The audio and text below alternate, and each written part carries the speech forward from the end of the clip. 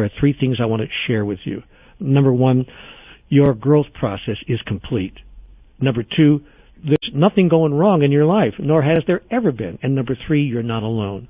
They are, in fact, what I would call the three biggest secrets that I learned in my conversations with God. The biggest secret of life is that our growth process is complete. In fact, I'll go further. Growth was never necessary to begin with.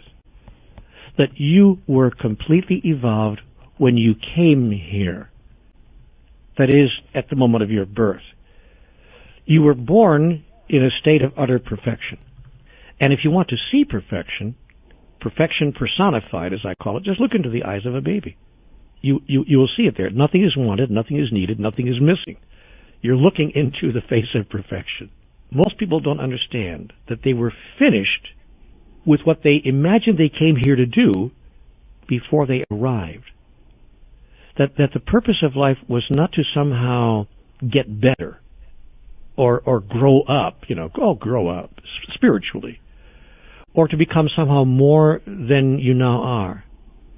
That the purpose of life is not to become more than you are, but to be who you are and who you were the moment you arrived.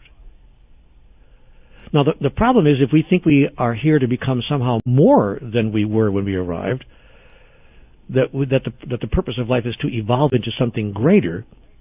The problem with that is we think that there's something we have to do or to be or to have, that we have to acquire something somehow or another, more wisdom, more understanding, more clarity, and for that matter that there are physical things we need to acquire as well in order to be the fullest expression of who we really are. But the process works exactly in reverse. In fact, there's nothing for us to be or to do or to have that we are required to be, do, or have in order to express who we really are. The process works precisely in reverse. We are not here to acquire anything, but to give everything. We are not here to acquire, but to give, to demonstrate. Life is about demonstration. It's not about evolution. So we've not come here to somehow get stuff, even to get more wisdom, more clarity, more understanding, none of that. We are here to give and to demonstrate the clarity, the understanding, the awareness, the consciousness that we came in here with. However, the culture teaches us exactly the opposite.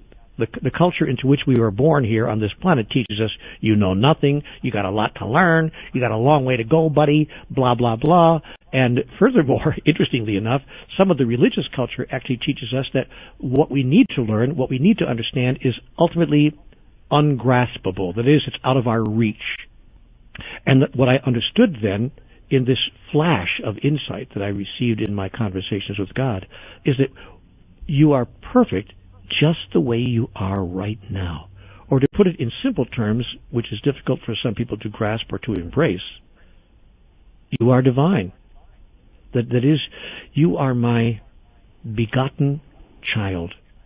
Not just my only begotten son, but you are all my begotten sons and daughters in whom I am well pleased. And your job is not to somehow get better or become more than you are now, but simply to demonstrate who you are right now. And why? Why bother demonstrating who you are right now? What's the purpose of that? So that, I was informed, God might know itself experientially through the expression of life in every one of its forms, including the form that we call you. Now, what this meant to me as a practical matter, how you apply that kind of insight into daily life, because people say to me, well, okay, great, but how does that work in 9-to-5 life, is that I discovered that when I give what I wanted to receive as if I already have it, then I would experience the havingness of it. Let me be real clear about that. God put this to me, Claire, in conversations with God in 3 simple words. Be the source. Be the source became the guiding principle of my life. And whenever I found myself wanting anything, gee, I wish I had a little bit more money right now. Gosh, I wish I had a little bit better, smoother going in my relationship. Gosh, I wish my health was a little bit better. Or I wish I had more wisdom, more clarity, more understanding, more awareness. I wish I had more of something or another. Whenever I found myself wishing for more, I would sit down and think, I wonder if there's anybody else around me in my life, friend or stranger, who also wants more of that, who might even imagine themselves to have less of that than I do. Gee, I wonder how that might work. And I began to decide that I would be the source of what I wished to experience in my own life in the life of another.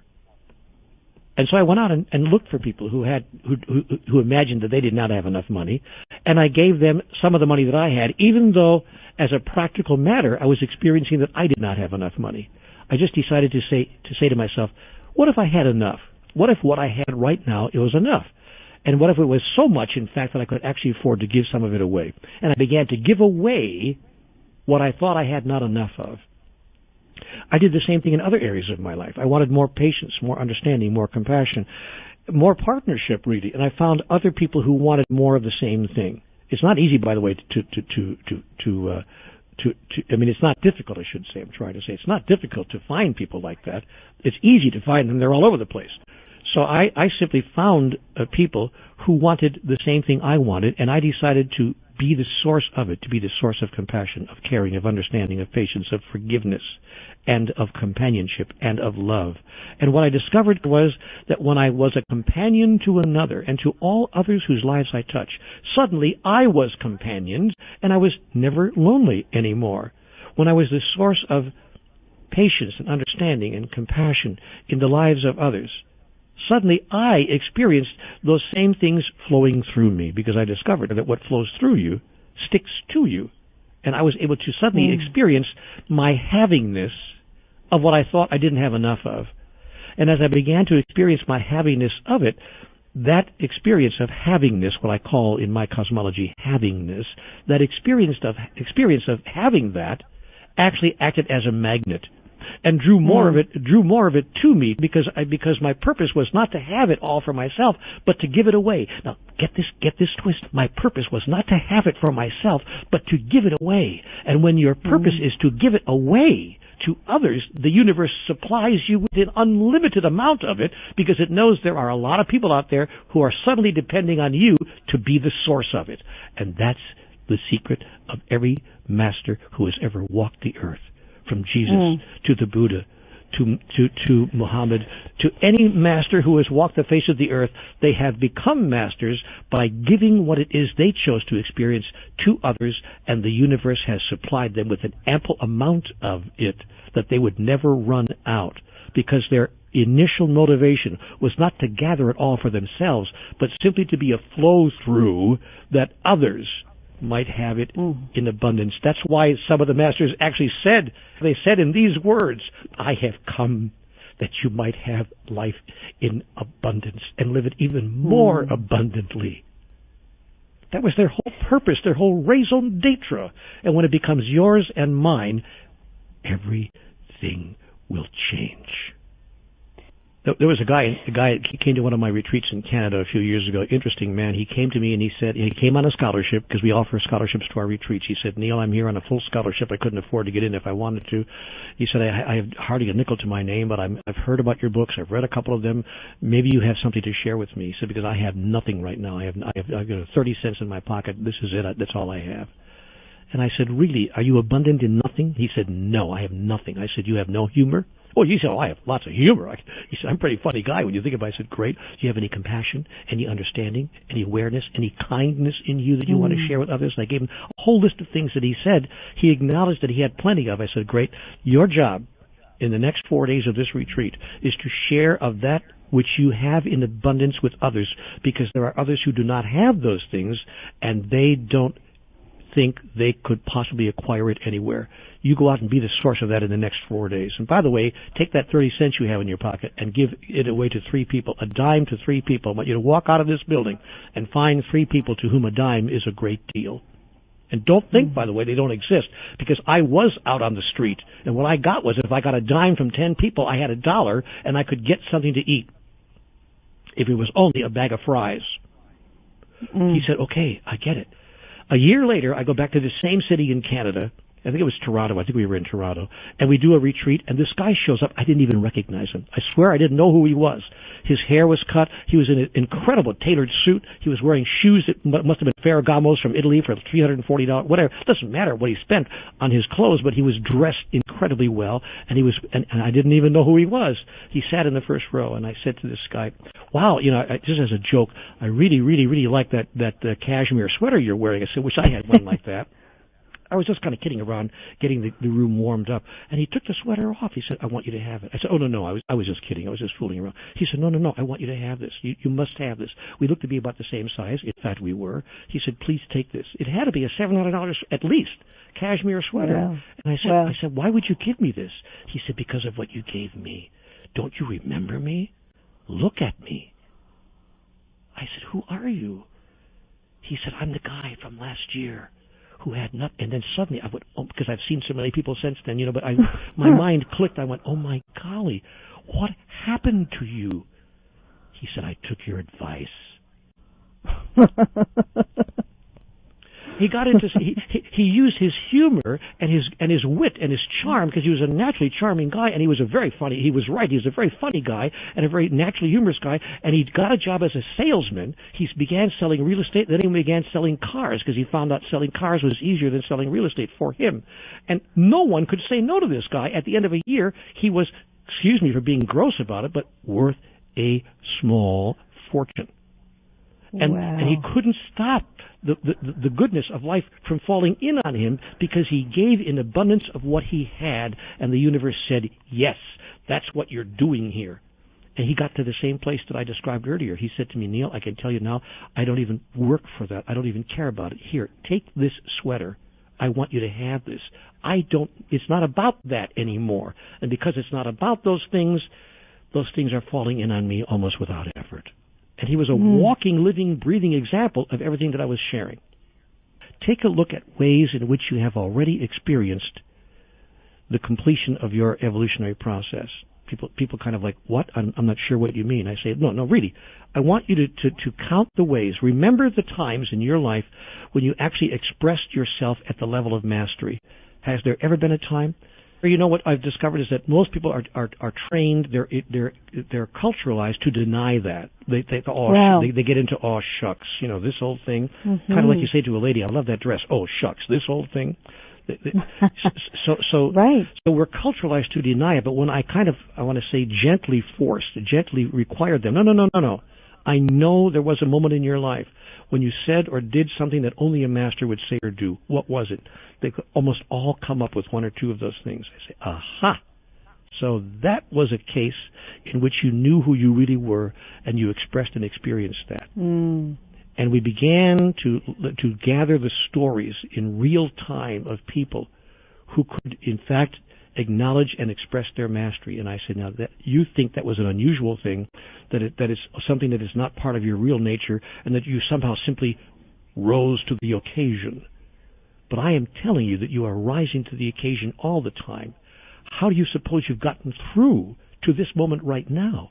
You're talking to me now and telling me nothing's going right, things are horrible, I can't take it anymore, yet here you are still at the front lines. That is mastery. And that is evidence of mastery. That is evidence of your mastery. And your willingness to even search for the next answer is evidence of your mastery as well. Now let's just take that evidence and turn it around and allow other people to experience the mastery that you have already demonstrated. And you will see the whole of your life shift virtually overnight. The second statement that just erupted is that everything in life is going perfectly and you think that it's not. And so the secret here is to turn frustration into celebration, because what you resist persists. Yet what you look at through the eyes of your soul disappears. That is, it ceases to have its illusory form. But we don't understand, most people, and I didn't either before my conversations with God, why are things turning up the way they are? It's all very nice to say that everything is perfect, but it sure doesn't feel perfect to me. Unless you know what it is you're trying to do, and unless you deeply understand the process that is required, in order to do it. In that case, you would see the perfection. And that was the second simple statement that Conversations with God gave me. Statement number 1, be the source. Statement number 2, see the perfection. These are 3-word statements that shifted my whole life.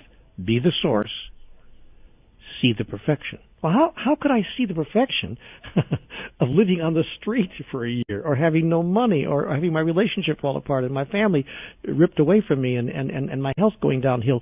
What's perfect about that? Do you mind if I ask? And God would say to me, look, what is happening here is that you are expressing and experiencing the essence of who you really are. And in order to experience the essence, and you're doing that, by the way, God said, as, how can I put this in the vernacular to make it simple, as a favor to me, so to speak. That is, God has created the experience of life itself in physicality as an expression in experience of who and what divinity actually is in its totality. God simply seeks to know itself experientially and is using what you and I call physical life and everything in it, including us, as the means by which to do that. But here's the great secret that Conversations with God told us. In the absence of that which we are not, that which we are is not. That is, it can't be experienced. It can't be expressed. And God gave me a very simple example so that my mind, because my mind couldn't wrap itself around that. You know, when God said that to me, I said, oh, come on, help me out. I mean, I'm not really very advanced here in my thinking process. Could you make that simple for me? God said, sure. Supposing that you decided that you are the light. Let's use a really simple example. Just say these words to me, Neale. I am the light. I said, okay, I am the light. God said, great. Now, how would you know you are the light if there weren't darkness? If you were like a candle in the sun, you'd be there all right, along with a million cajillion other candles, but you wouldn't know yourself as the light because you are, in fact, amidst a million cajillion other candles. The sun wouldn't be the sun without you, by the way. Nay, it would be the sun without one of its candles, and that would not be the sun at all. But how to know yourself as the light amidst the light. And I said, to God, well, you're God, figure something out. And God said, I already did. I will surround you with darkness. Yet when you are surrounded with darkness, raise not your fist to heaven and curse the darkness not, but use the darkness that you might know who you really are. Be a light unto the darkness, that you might express who you really are, and that all those who see you would know who you really are, and by the light of your example, who they really are as well. So I said to God, okay, great example. I like the illustration. I mean, my mind can hear that, but how does that work on day-to-day, on-the-ground life? How do I deal with the so-called darkness that's being foisted upon me, that I encounter every day in my life, to say nothing about the world around me? God said, there's a real simple trick here, Neale. It's called gratitude. Gratitude is the attitude. Your job is to be grateful for, that is, to be thankful for, every condition and circumstance of life, no matter how imperfect you imagine that it is, because in fact it is perfectly designed, perfectly created, and has been called forth by you and all those around you in a collaborative effort in a perfect way to present the perfect opportunity for you to perfectly express perfection itself in you, through you, as you. So if you wish to express yourself as kindness, or compassion, or caring, or patience, or understanding, or love, or forgiveness, would you not need conditions and circumstances within which you could become kind, caring, compassionate, loving, and forgiving? Would you not need something to forgive in order to experience yourself as forgiving? Well, yes, I would, God, yes, but does it have to be so much? God said, depends on how much of a master you want to be. The higher level of mastery you call forth, the higher will be its opposite number in the contextual field. But if you judge it, make it wrong, if you resist it, it will become virtually, in your imagination, insurmountable. Only by embracing and accepting it by actually blessing it, by actually, if you can imagine, being grateful for it, by saying, thank you, God, for this one more chance to announce and declare, to express and to fulfill, to become and to demonstrate who I really am.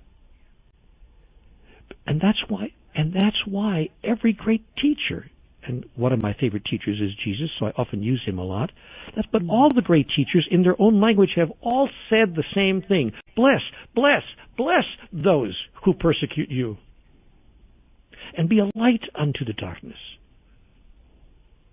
and curse the darkness not.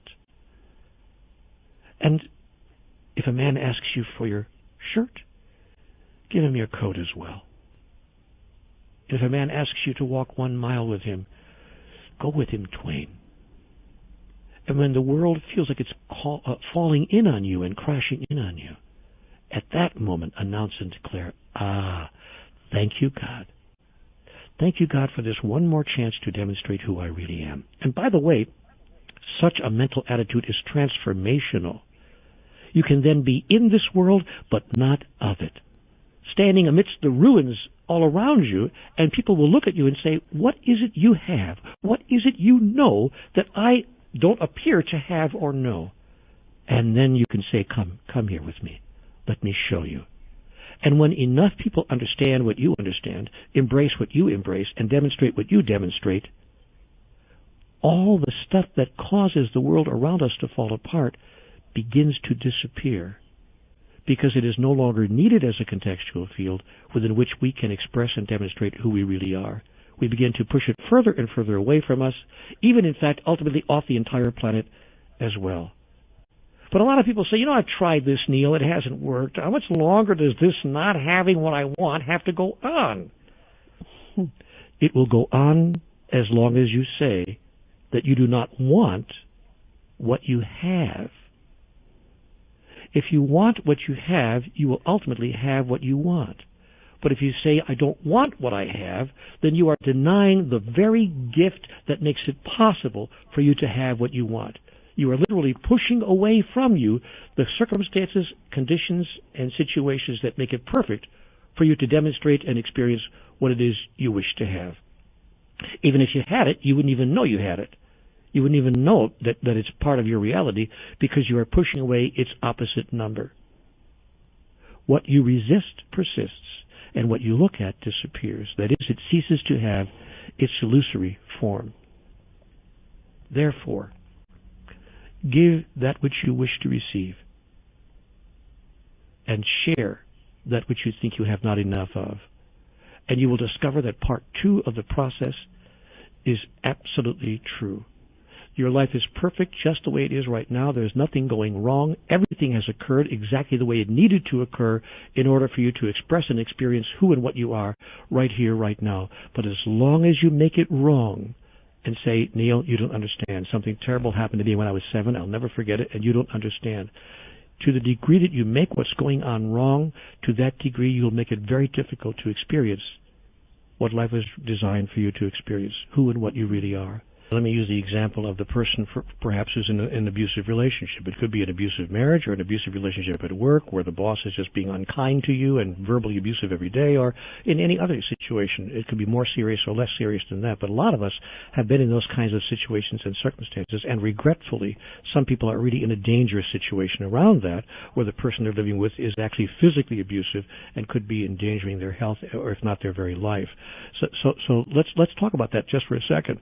If you were to apply these principles, of course you would not sit there and say, bring it on, abuse me more, I'm just a doormat, walk all over me. No, of course you would not do that. But what you would do is you would discontinue imagining or thinking of what's occurring as somehow imperfect. You would in fact say to yourself, I see. This is occurring perfectly in my life right now, that I might announce and declare, express and fulfill, become and demonstrate who I really am. And part of who I really am is not only a person who forgives others when they have forgotten who they really are, but also one who loves the self. That I choose now to demonstrate my love of self And this situation has been perfectly co-created by the lot of us to allow me to demonstrate my love of self. So now I can finally answer the question, what would love do now? Love for myself, and indeed love for the other. I know that these behaviors that you're demonstrating are not new to this particular experience of you and I. I get that this is your deepest understanding of the only way to be and to survive in the world. I'm going to love you out of that. I'm not going to make you wrong for your behaviors because I understand them. I get that the sins of the father have been visited upon the sons, even unto the seventh generation. I get that you are deeply mired in the illusions of life that drive the engine of your experience. I get that. And so I don't even have to forgive you for the abuse that you have placed in the space of our experience. But I will tell you that I will no longer receive and accept that level of abuse from you. I will love myself enough to remove myself from the space of that abuse, and I will love you enough to tell you that you're demonstrating yourself in this particular way. It's not the highest and most glorious aspect of who you are. And in living in that way, when we give ourselves the strength and the courage to remove ourselves from situations such as that, we sometimes discover that the worst thing that ever happened to us turns out to be one of the best things that ever happened. I think that the idea that there's nothing going wrong in my life was one of the biggest shifts and changes that could ever have occurred in my consciousness. I began to stop condemning the many things that looked like were going wrong in my life and to use them as tools in the creation and the recreation of who I really am. But you know what else it did? It removed from my consciousness resentment, anger, disappointment, frustration, and righteousness. And when those 5 elements are removed from one's consciousness, all the poison disappears. We can even look at our so-called enemy, at the one who did it to us, with kindness and love and caring and compassion. And the third secret of life is that you are not alone. You are not alone in this process that we call life. And what I observe in people that I've worked with individually is that they think they are alone, and that's what makes it intolerable. Almost any experience in life can be embraced and tolerated, if you please, if we imagine that we are at least in a shared space with another and that we have someone that we can talk to about it and get help from, and that we're not alone around all of that. Loneliness is one of the biggest emotional loneliness, even, and I don't mean just physical loneliness, because you can be in a relationship and still be emotionally alone, as people have discovered.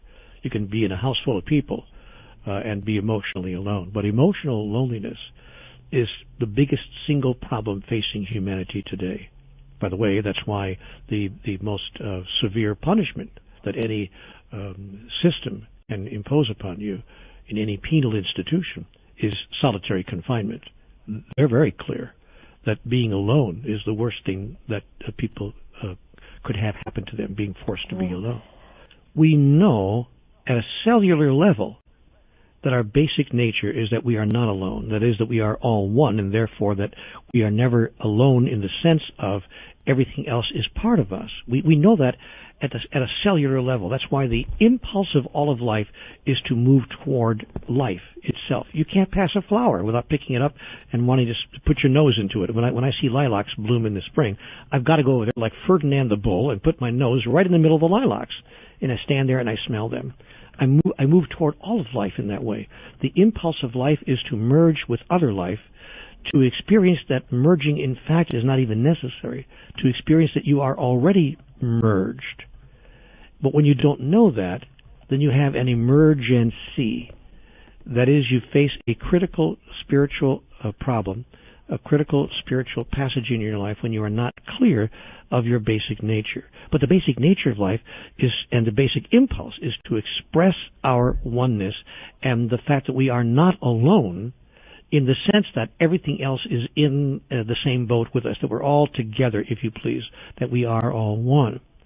Now, that's why when we have life experiences that run against that basic nature, we wonder what's going on. We say, why? I don't understand. I don't understand. Why is it like this? Why? And the feeling of aloneness or emotional loneliness is just about the worst feeling we can have, because it bumps up against and contradicts our very nature. Again, that which we know at a cellular level must be true. The antidote to that is twofold.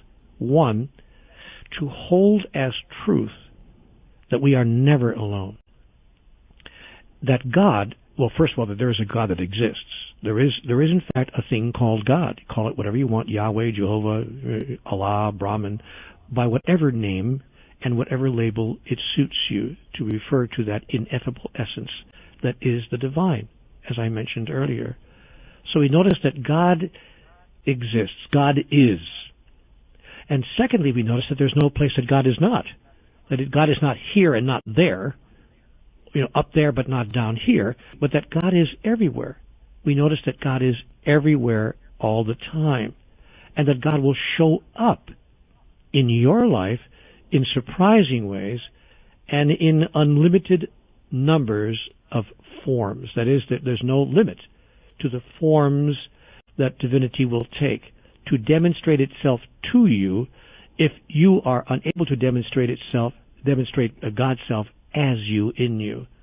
And life will continue to inform life about life through the process of life itself. And God will continue to demonstrate God through the process of being God itself. For instance, wouldn't it be interesting if that what's happening right now, if the fact that people are listening to this message right now is God's way of saying, could I be more obvious? Could I be more direct with you? Who do you think set this up this way? And what are you doing sitting here listening to this right now? If this isn't divinity demonstrating itself to you vividly, allowing you to know that you are not alone, then what is? So for me, the awareness that divinity is with me, part of me, in me, as me, and surrounds me, all around me, has allowed me to not feel alone. I can go to sleep at night and I have actual conversations. I sit and I say, hey, God, nice to have a quiet time with you. Glad you're here again. And God says to me, by the way, a wonderful statement in Conversations with God. You might recall this statement, I have sent you nothing but angels. This gets back to point number 2, when we want to make the other person the villain in our story. But not only the villain, but the heroes as well in our story are all aspects of divinity demonstrating itself to us. I have sent you nothing but angels has been an extraordinary insight and awareness that I have brought into my life. But the biggest insight and awareness is that God itself, in its highest and grandest form, is always with me and never apart from me, and that I can talk to and communicate and access and become aware of and receive assistance from that aspect of the overall ultimate reality at any time that I wish. Now here's what happens. If we are conscious of the fact that God is always with us, God's revealing of itself to us will become more obvious to us. That is, you'll start seeing God's messages everywhere. Honestly, you'll be driving down the road, it'll be on the billboard, on the sign on the highway, or the chance utterance of a friend on the street, or the lyrics of the next song you hear on the radio, and you'll slap your forehead with the palm of your hand and go, oh my goodness, there it is again. The fastest way to experience that you are not alone in your life and that God is present always in your life is to be the source of that experience in the life of another. Someone else is looking for God. Someone else is looking for companionship, for help, for understanding in their life right now. Indeed, someone else is begging for it. But so long as you imagine your life is all about you, you've got to solve your problems first before you can solve it anywhere else, you will have missed the fundamental essence of this message and the primary purpose of life itself. However, if you decide that your job in the next 24 hours, to say nothing of the next 24 years, is to be the source of God's presence in the life of another, you will experience God's presence in your own life. Immediately and automatically. It cannot be any other way. You begin to deal with the challenging moments of your own life in an entirely different way. And you begin to find an inner serenity that you really did not know was possible.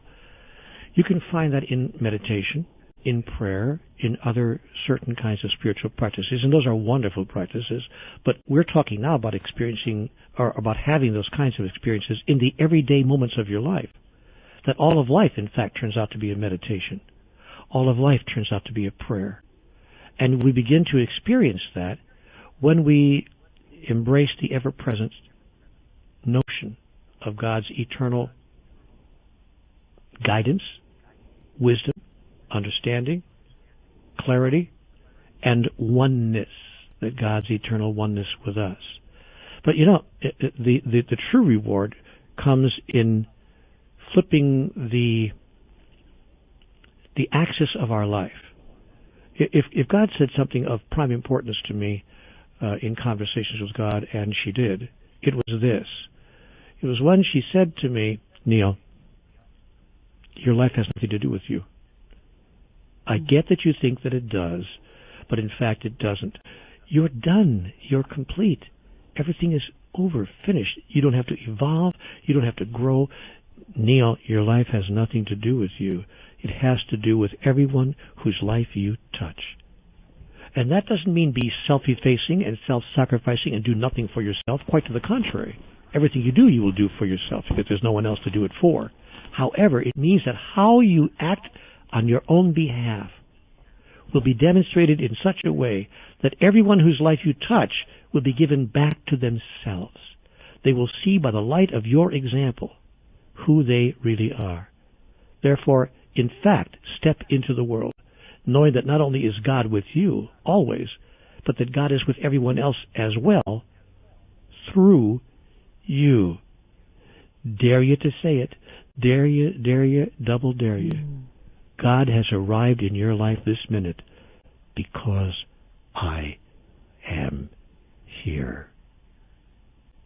All God does is remind itself of itself by being itself. Did you hear that? I said all that God does is remind itself of itself by being itself. So you go around and remind all the other aspects of divinity of who they really are by demonstrating who you really are. Let your life so shine before men that they will see who you really are and see themselves in the light of your example. Or as someone put it once before, vividly, I have come that you may have life and that you may have it more abundantly. That's why Beautiful. I am here. And so it turns out, Claire, after all, that life is not about get the guy, get the girl, get the car, get the job, get the house, get the office in the corner, get the kids, get the grandkids, get the promotion, get the bigger house, get the bigger car, get the gray hair, get the retirement watch, get the sickness, and get the hell out. There's more going on in the process of life. In fact, all that I've just said has nothing to do with it. And yet all those wonderful things can be experienced by us, through us, as us.